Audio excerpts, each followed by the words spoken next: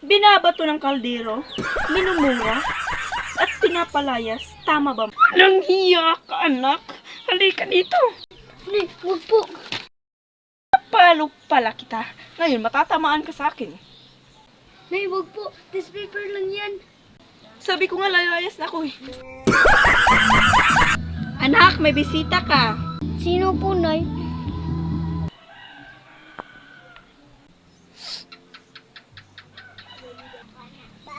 Anak, bakit parang nakakita ka ng multo? Wala, Nay.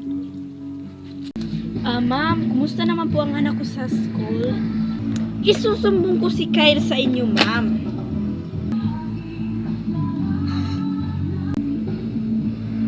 Bakit, ma'am? May ginawa po ba siya? Yang anak mo kasi... Ano po, ma'am? Napakagaling, oo.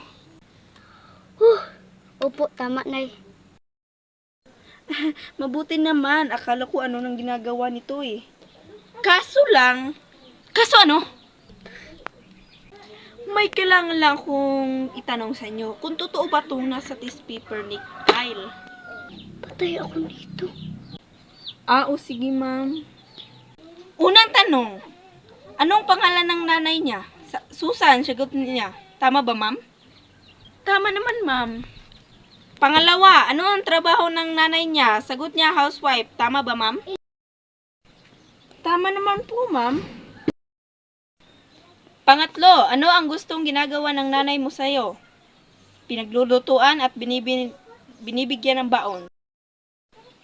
Oo naman, ma'am. Mahal na mahal ko yan si Kylie.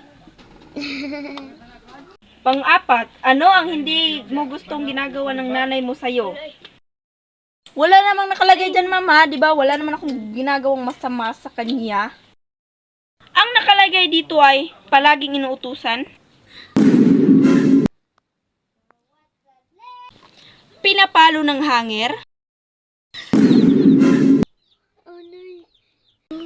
Binabato ng kaldero. Minumura. At pinapalaya. Walang hiya ka, anak. Halika dito. Nay, huwag po. Palo pala kita. Ngayon, matatamaan ka sa akin. Nay, huwag po. Test paper lang yan. Ma'am, kumalma po kayo. Kumalma? Ikaw ang unang matatamaan sa akin. Sabi ko nga lalayas ako.